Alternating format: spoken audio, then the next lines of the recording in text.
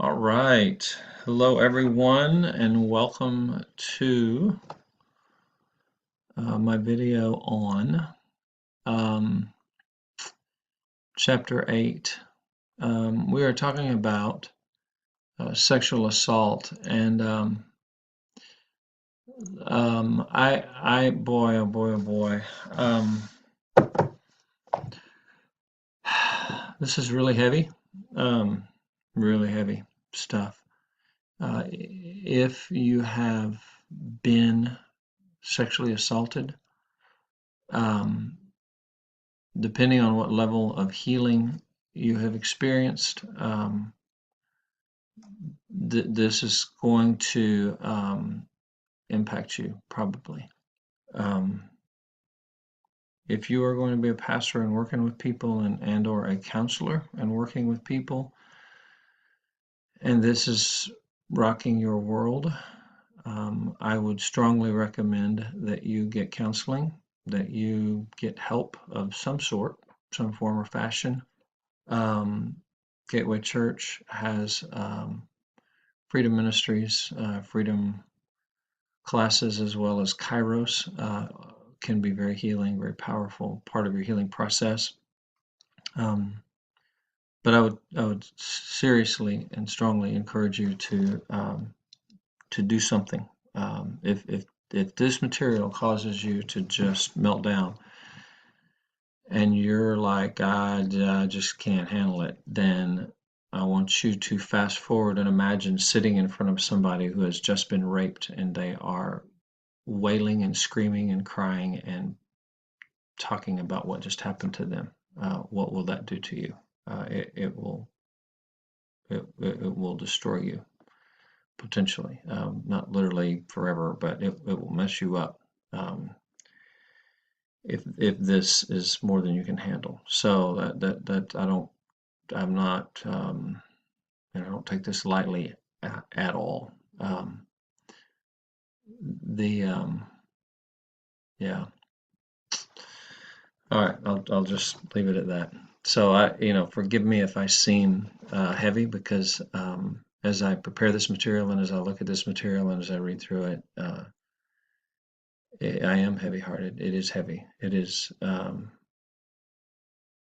it's just the whole we live in a fallen world, and it's sick and tragic and disgusting and painful and horrible. And God has called me and many of you to be a part of the solution and part of the healing process for people. And the we hold people's heart in our hand.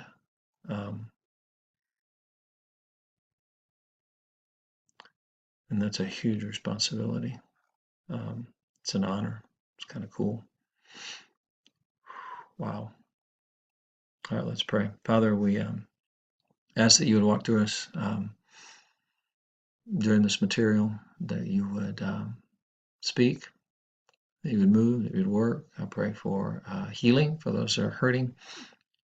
I pray for wisdom. I pray for direction. I pray that you would equip us, Lord, to be able to intervene and help people that are struggling. In Jesus' name, amen. Okay, so sexual assault comes in many different forms. We will cover most of them here. Um,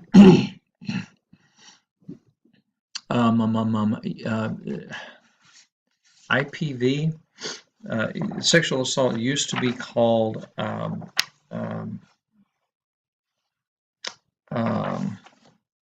hold on. Not sexual assault used to be called. Sexual assault is a broad term as opposed to just simply saying rape. So we'll get into a lot of the details, much like IPV, intimate partner violence, which was chapter 7, our last video. This too goes very, very commonly unreported. And we'll talk a little bit about that as well. There is a sexual assault that happens, according to 2012 statistics, every 2 minutes in the United States, about 213,000 sexual assaults per year. And it's believed that more than half, so more than 50% are not ever reported. There are certain types of sexual assaults that are less commonly reported than other types. One example, and I think this will come up later, but I'll say it right now because y'all are going, okay, like what? Is spousal rape. That is probably believed to be. I say believed to be because it's like, well, if it's unreported, how do you know, right? I mean, you can do surveys and talk about what people's experiences are and sometimes get a bit of a feel for things. But that is believed to be one of the most unreported types of sexual assault, spousal rape. Usually the victim is known, I'm sorry, the perpetrator is known by the victim. It used to be believed that rape was just, some stranger jumps out of the bushes and grabs a person and rapes them. And certainly that does happen. But it is more common that it is somebody that the victim knows. So a definition, textbook definition of sexual assault is here. So attack or attempted attack. So if a woman is grabbed and thrown down and held down, and the attack is interrupted, she happens to be able to fight him off, penetration does not happen, then it is still considered an attempted attack is still considered a sexual assault because of the intent of, and probably she was at some point was touched inappropriately. Well, the fact that she was grabbed and thrown down is touched inappropriately, but separating it from, for example, someone who's robbing someone and becomes violent with them, right? So comes up and punches you and takes your billfold or your purse, right? So that's wouldn't be considered a sexual assault because the intent was not something sexual. It is always involving unwanted sexual contact. So this is not something that the victim desires or wants or fantasizes about in any way, shape, form, or fashion. It can be force or non-force, and that's if you're with me and you're awake and alert, you hear non-force, you kind of scratch your head and go, huh?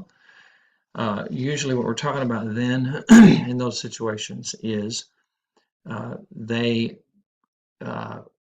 cannot give consent because they're intoxicated. And when we say intoxicated, we're not just talking about alcohol, we're talking about rape drugs as well. We'll talk about those in a minute. They're underage. In other words, they're not deemed as having the mental and emotional capacity to consent, so that they literally do not have the legal authority to consent. Probably we could say moral authority to consent as well, and or they're mentally handicapped. We'll talk about some of this in more detail as we go. There are many different types of attacks. We'll talk about these in greater detail here. But generally, we're talking about grabbing, fondling, exhibition, verbal threats, and penetration. Can be with an object or with parts of the perpetrator's body. When I say parts of the body, fingers, hands, toes, I mean, there's multiple ways to penetrate. It could be penis. I mean, it's penetration. Object, using an object counts as well. DSM-5, hopefully all of you know what that is. If you don't, Google. That's important. It gives all the codes for all of the diagnoses in the field of counseling and psychology. There are 4 different types of paraphilias that are considered criminal, as well as, and it's interesting because there's all this, in this book talks about this a little bit, there's all this differentiation and controversy and debate over the difference between criminal and mental illness, I'm pretty sure if you do one of these four things, you're a criminal and you have a mental illness. I'm pretty comfortable with that. But nonetheless, I'm just letting you know that's one of those things that the most brilliant minds in the world sit around and discuss. No facetiousness there. So frotteurism is touching, fondling, rubbing without consent, and this is usually, ladies, I hate to say this, but you may have experienced this. This is, for example, if you're in an area, if you're in a very crowded place, if you're Black Friday shopping. Oh, that's coming up. Yeah, my wife's like, yeah, 1, 2 o'clock in the morning, we're out. I'm like, yeah, yeah, great. Okay. I'll be a good boy. I'll smile. I'll be nice. I'll go along and do and but oh my goodness, I'd rather pay a lot more money and just shop normal. But we're gonna go do that, right? So super crowded areas, subways, and the person will rub up against a woman in a sexual way. They may, quote, accidentally grab your breast. Yes, that has happened where it truly is an accident. And again, it's a judgment call. And half the time it's like, I mean, this may have happened to you as a woman and you don't even know it, right? You never even thought about it, right? So there's that. And then this person becomes sexually aroused and goes off and masturbates thinking about this contact that they had with the woman, and it's almost always a male to a female. Um, Pedophilia, so this is sex with a minor. Um, and then sexual sadism, so this is becoming sexually aroused from causing pain and or torment, psychological and or physical pain to the victim. And then voyeurism, which is a watching people in the nude or in the act of intercourse. Probably could be knowing or unknowing, but it's usually unknowing. Yeah, so those are the sick and twisted kind of sexual, well, they're called paraphilias. Okay. All right, acquaintance rape. This is oftentimes used to be called date rape, still is actually a lot of times. This is the most prevalent type. The reason they changed the term to acquaintance versus date is it could be someone that you just know, but that is not necessarily you're dating or in a relationship with. It could be a first date or a casual date, or just somebody you maybe in your friend group, maybe even in the peripheral of your friend group. This most commonly happens on college campuses. So it could be just someone you met in class. Um, In fact, risk factors for women are it's interesting. Frequent and severe intoxication. Um, there are so many reasons, so many logical and practical reasons for college kids not to go to school and get wasted. This is one of them.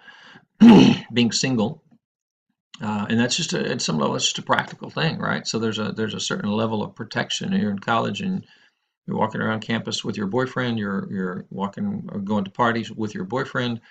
You are somewhat protected unless he's the one that rapes you. But then that takes us back to yeah, that's there you go, right? But there is some protection there potentially.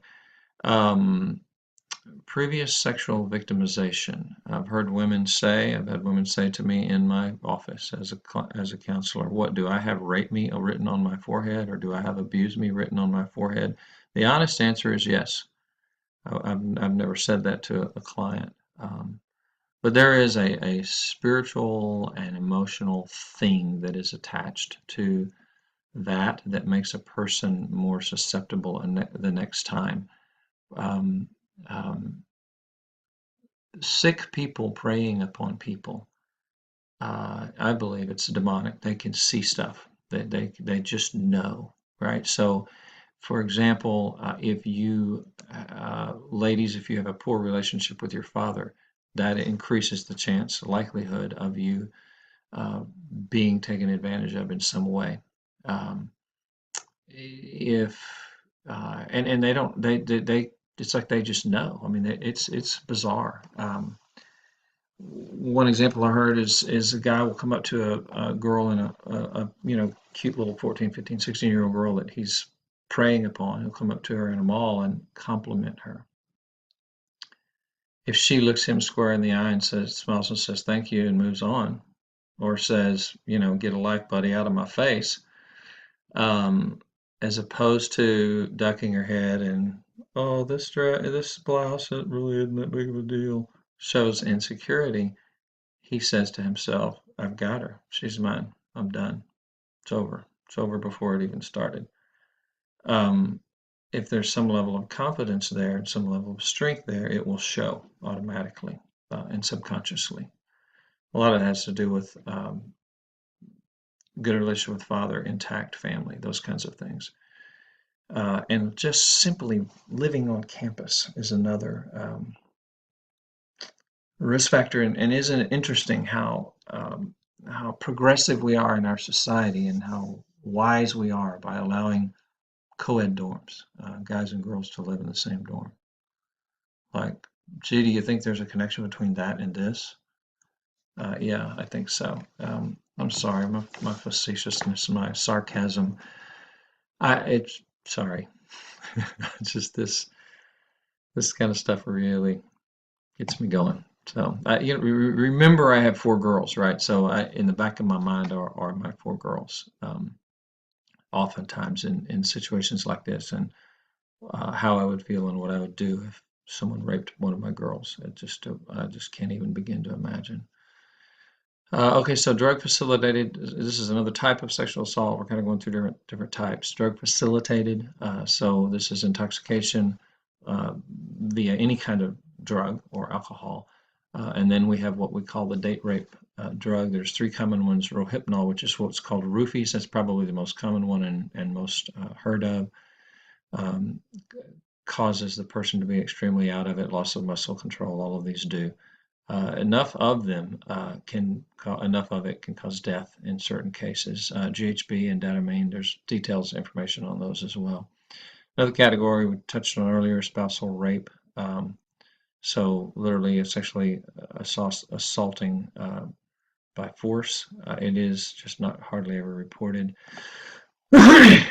um, Also, it's often classified as domestic violence, which is an interesting term to me because I thought we had switched to IPV, which is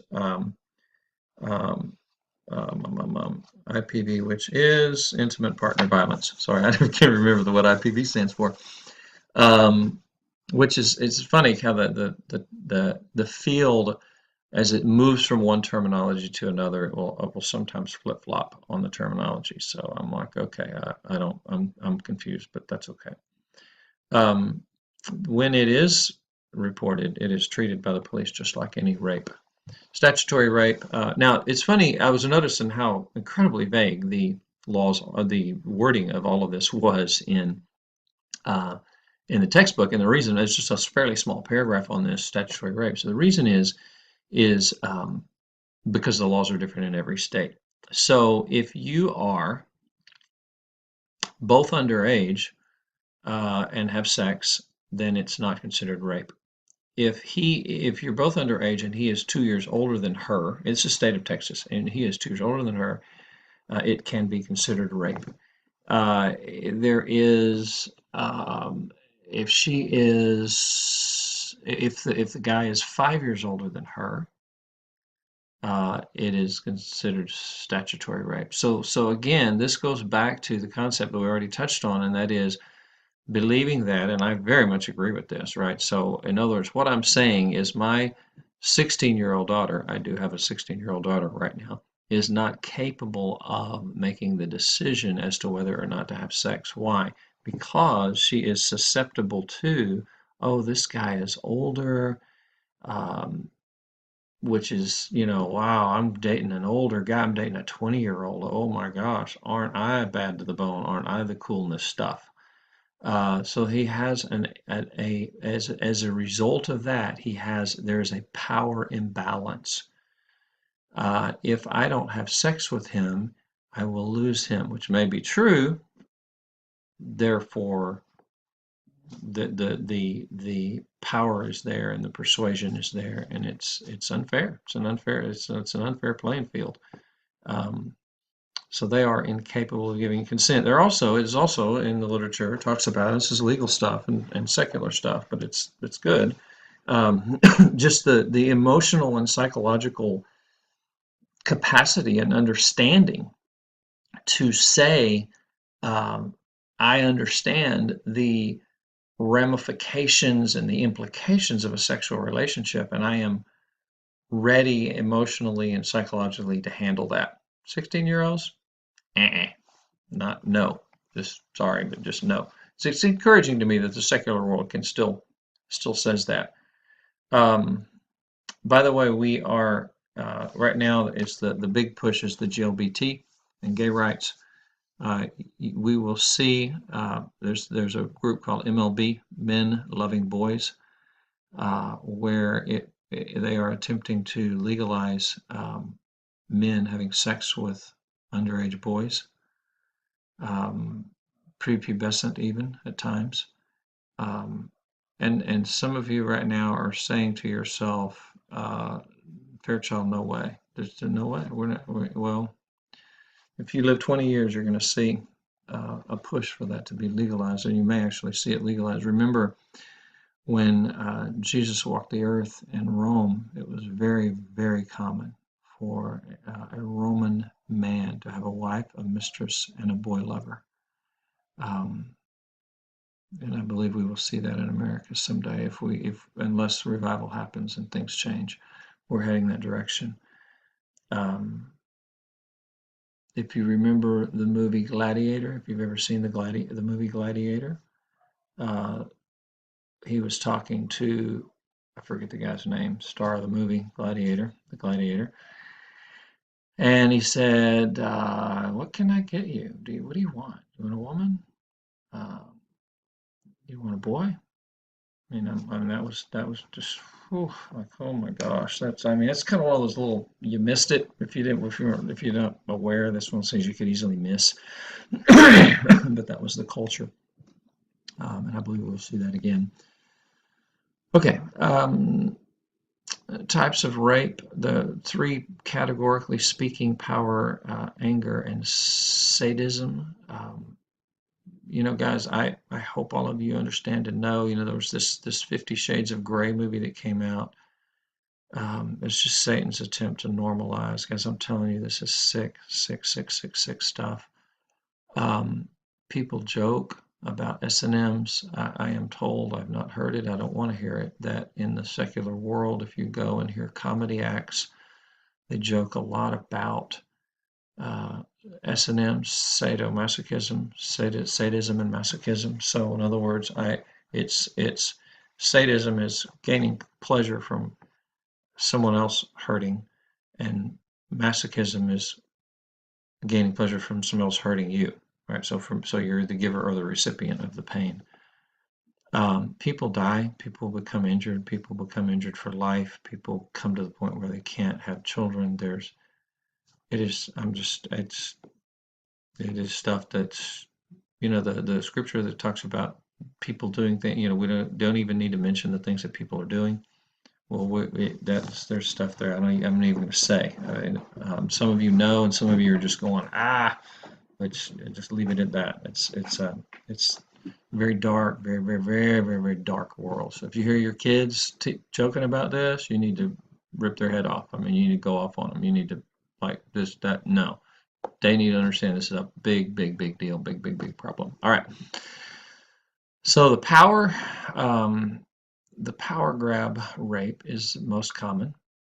It is about power and control. It is about a conquest. There is the sick mind of the rapist in this views the victim as a possession, and that possession is obtained through sex. Um, um, I'm really hesitant to. I could just go really raw with you and give you some street terminology that you've probably heard in movies. I'll do one. Okay. Ooh, I owned that bitch. Right? Okay, so are you hearing what I'm hearing in that? You're hearing um, conquest, possession through sex, right? So it is a very, very, very, very, very sick and very, very, very twisted process and mental thinking process. Very sick. Um, Oftentimes they'll only use the amount of force that needed to subdue the victim. So they're not going to just beat the living crap out of the victim unless the victim resists, and then they'll continue to do whatever they need to do to subdue the victim.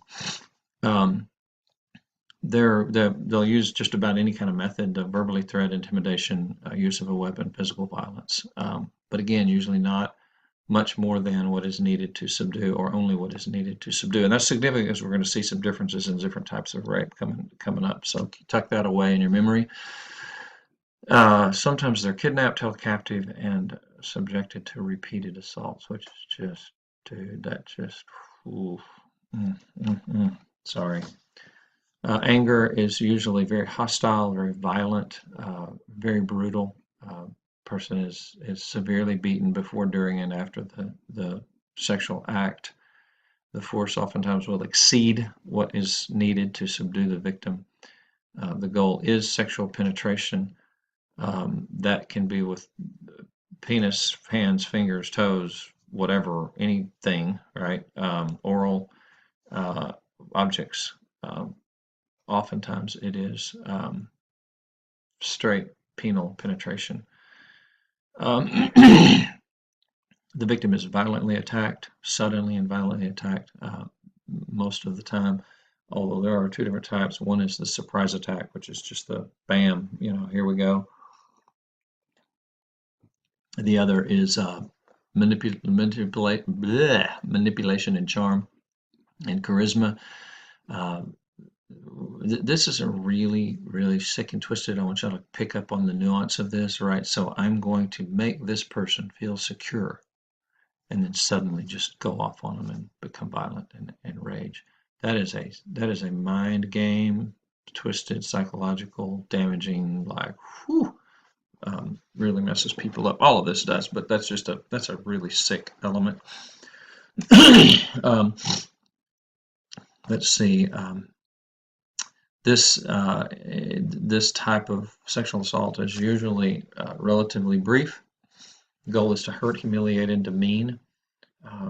Usually not to the point of death, although they may accidentally kill their victim, accidentally, so to speak. You know what I'm saying? I mean, you hit somebody hard enough in the head, they might die. But the goal wasn't, I'm beating this person to death, right? So there technically is a difference. The outcome is the same. So does it really matter? No. But generally, the person is not out to kill the victim. Sadism, thank goodness, is the least common. It is severely, severely brutal. It may go on for a long time. They are become sexually aroused by anger and power. They gain sexual arousal through and gratification through inflicting pain. These people cannot ejaculate unless somebody is in pain or they're viewing somebody in pain, many of them. Oftentimes it's bizarre and weird, kind of ritualistic stuff, body washing of the victim, which I mean, it's just whew, bondage, dressing up weird. The guy may dress up like a clown or a ballet dancer, or put on women's underwear, or just strange things. Burning the victim, cigarette burns, torches, whatever, biting the victim, use of foreign objects to penetrate the victim. And remember, this is not, they're going to stick a nice smooth Coke bottle in you. This is their goal is to hurt. So rusty, jagged pipe, broken glass. I know, I'm sorry. I don't guess I have to be quite so brutal, but you're going to be hearing this from, if you're working with people, you're going to work with a victim, they're going to tell you this, and you need to be prepared. homicide, they may actually end up killing the person, which may lead to necrophilia, which is having sex with a dead body. They may continue to act out sexually on the dead body and continue to mutilate the person. The person is usually severely mutilated, oftentimes beyond recognition, before, during, and after the sexual act, the rape. And again, it will sometimes continue after the person is dead. And it is oftentimes premeditated. So this is the stuff that movies are made out of. This is the stuff that shows up on Criminal Minds and shows like that. It is a very small percentage of the population of people. These people are sociopaths. They have absolutely no conscience. They're absolutely no conscience. One thing you can do to stop this is kill them or wound them bad enough to where you can get away. Seriously, I mean that's it. I don't know what your daddies have told you, ladies, or if you've ever been to a self-defense class. But I have told all of my girls, if you're in a situation and you have the opportunity to hurt them to the point of death, I said, I don't care if you kill them. I'll take care of that. We'll take care of that. You do anything and everything you can do to hurt this person. Hurt them and hurt them bad and hurt them fast. And I believe that's right and good and biblical. So let's see, myths about sexual assault. These are myths. The myth is that rape is about sex. It's not. It's about power and control and anger and rage and ownership.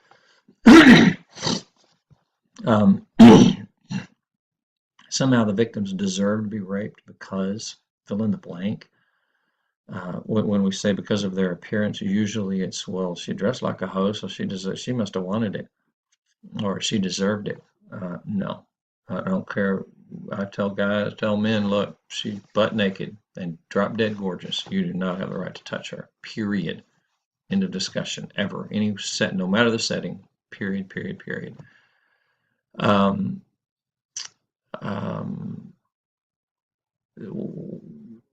When I see this neglect of safety issues, one of the things that that in the world of teaching people to protect themselves, one of the things is awareness of your situation, and the other is, do you have a plan?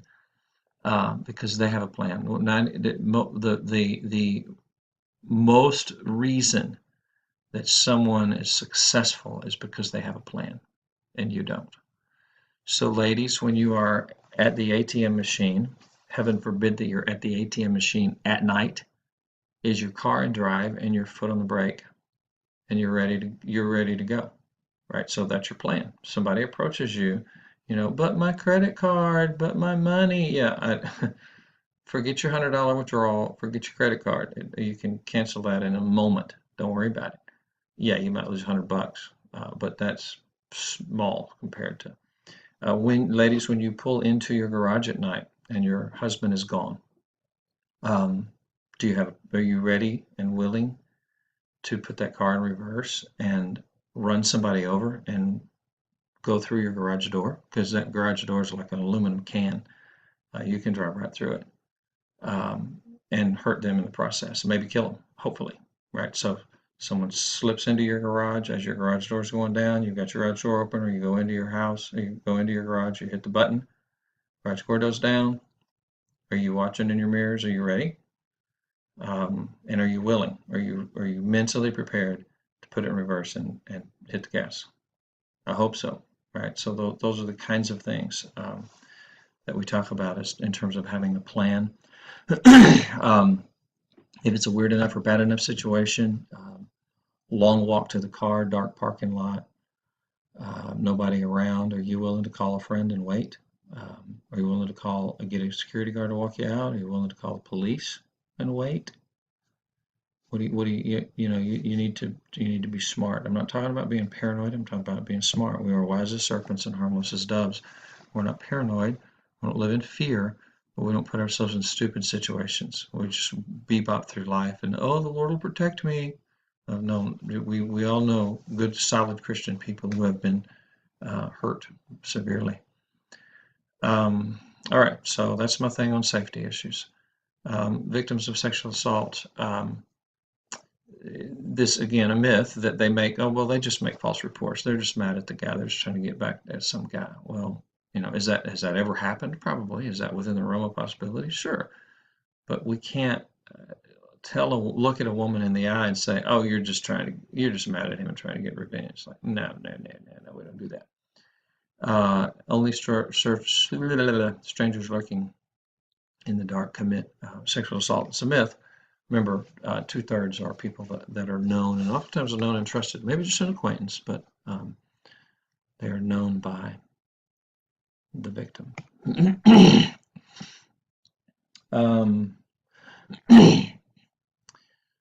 The effects of sexual assault.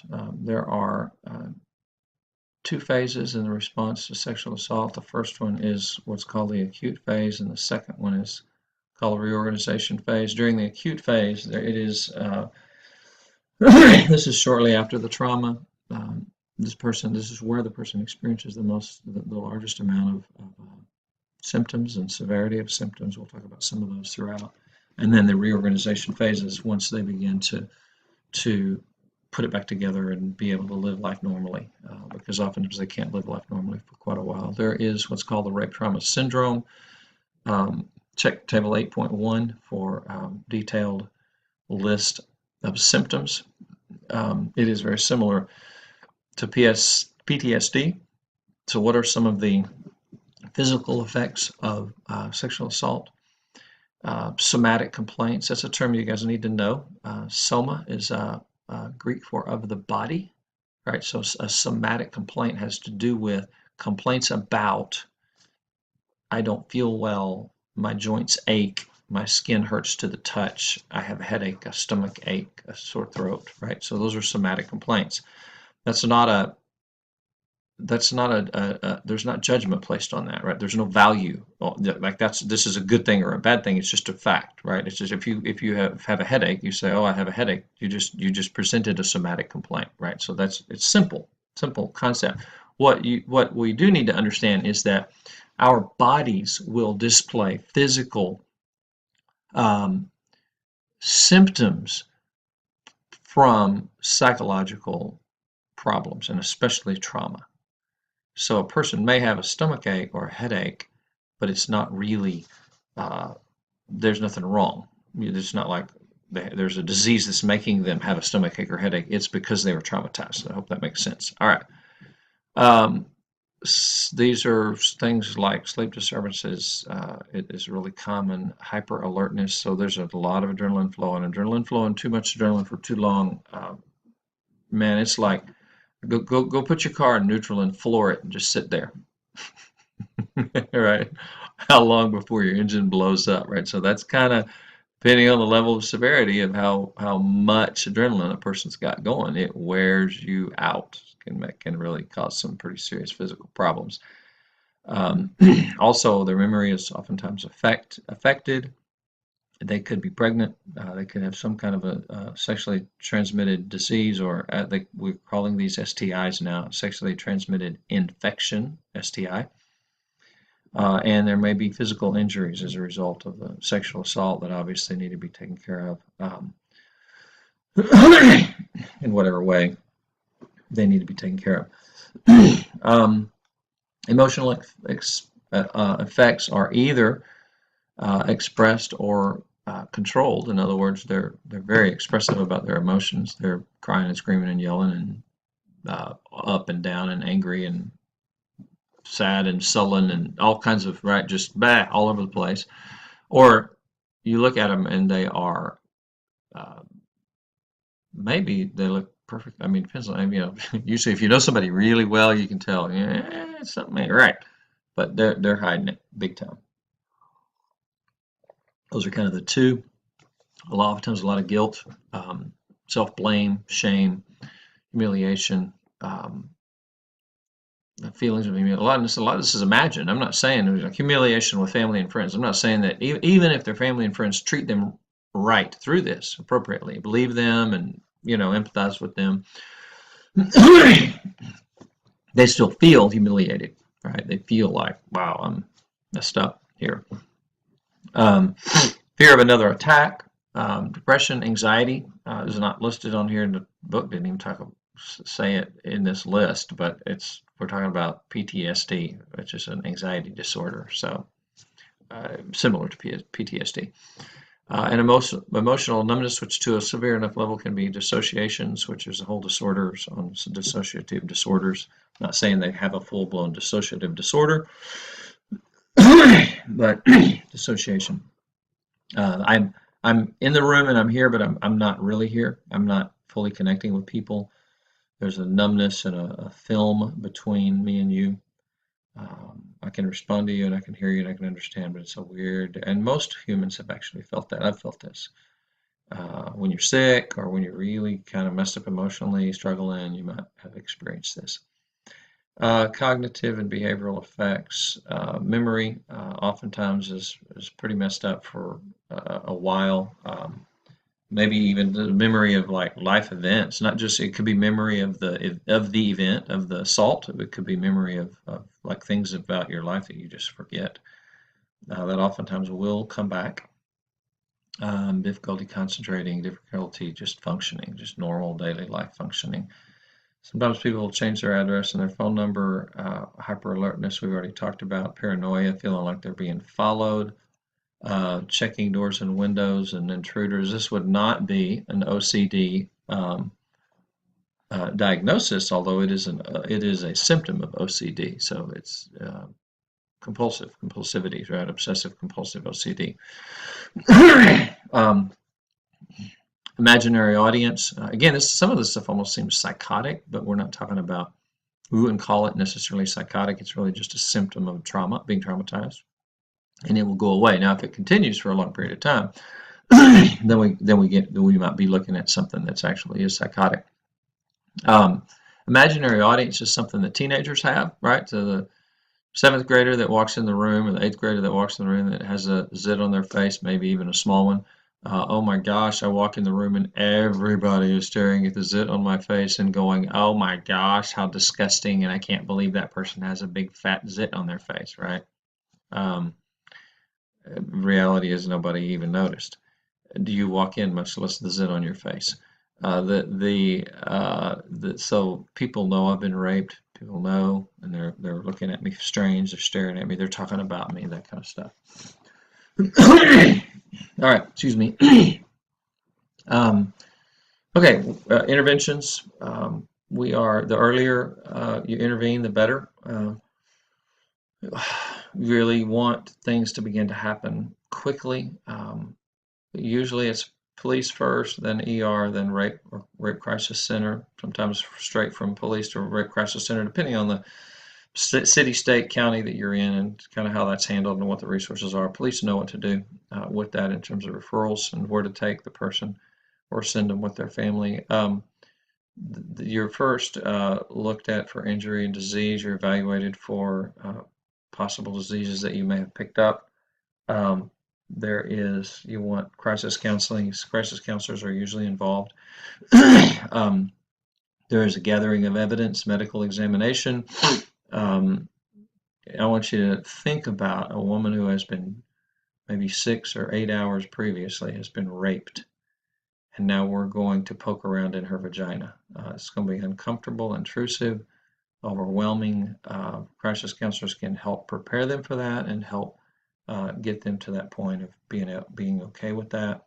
Okay with that, it's a relative term, but can survive it, can manage it, can do it. It is important because it can be evidence that can help, that will be gone later. Evidence will disappear over time, obviously. So we're talking about biological samples: blood, urine, hair, saliva, hopefully the victim's hair. The victim's saliva, the victim's blood, maybe even some of. You're taking the person's blood to see if it's probably too early to tell if there's a disease transferred yet by looking at their blood, but you can tell if they've been drugged, and if so, with what type of drug.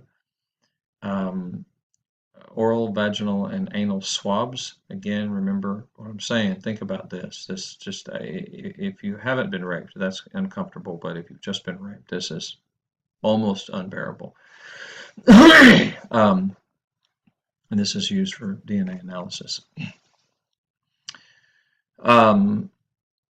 Psychological first aid is viewed as best practices within the first 24 hours. So these are the 8 things that are involved in PFA. You're really just trying to get them to the hospital, right? Just get them stabilized, get them to the ER or the crisis center, and then after a while, you begin to gather information. You got to get them somewhat stabilized and gain some rapport with them. Practical assistance, gather their belongings, lock their car. They're going to ride in the ambulance, call friend. I mean, just literally, when we say practical, we're talking about just like what needs to happen right now. We need to not leave their purse laying on the street and their car door open and unlocked.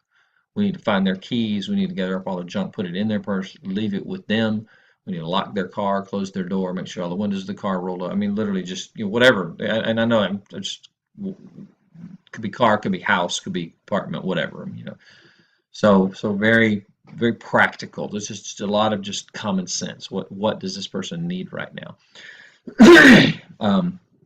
Then you want to start talking to them about friends, relatives that they can call upon to get them here, social support. And then you want to start giving them information. And then you don't expect them to remember this. And if there's a spouse or a family member close by, you may actually say, you know what, I want to give you this phone number of this person, but I want to give it to your spouse so that you can, so they'll help you remember later, because they're not going to remember half of what happened during the first 24 hours potentially. And that ties into linking them with collaborative services. Last slide, ladies and gentlemen. So we are. There's a lot more. This chapter is huge, and these last 2 chapters are big, and that's why I've broken these up and done individual recordings. There's all kinds of counseling techniques that can be used, and those are in the textbook. Skim through them if you would. Certainly, we need to take care of them spiritually. I'm real big on spirit, soul, and body. Don't just pick one area and focus only on that. If they're physically wounded, we need to focus on their body initially, because we need to get them medical help, right? I mean, we got to stop the bleeding. That's forget the spirit and forget their soul. For now, we got to stop the bleeding, right? We'll talk about their spirit and their soul later, but right now, let's just take care of their body, right? So, so don't forget the spiritual. Oftentimes, people, no matter who they are, if you ask them, can I pray for you? They'll say yes in the midst of a crisis, and you pray for them. Cultural issues is important to be aware of and to look at. How do cultures view rape? Who handles it? How do they feel about emergency services, probing into their lives, counseling? There's all kinds of social issues that need to be cultural issues that need to be looked at in terms of what their social norms are. And then there's a whole section in there about sex offender treatment, which is a whole process, multiple different types of sex offender treatment. In the state of Texas, we have what's called RSOTPs, Registered Sex Offender Treatment Providers. So people, oftentimes they go to jail first. Once they're out of jail, they go into sex offender treatment. It's usually a group setting. They may have a combination of group and individual. But there's a couple of pages on that in the textbook. All right, guys. Goodbye. God bless. Thank you for watching my video.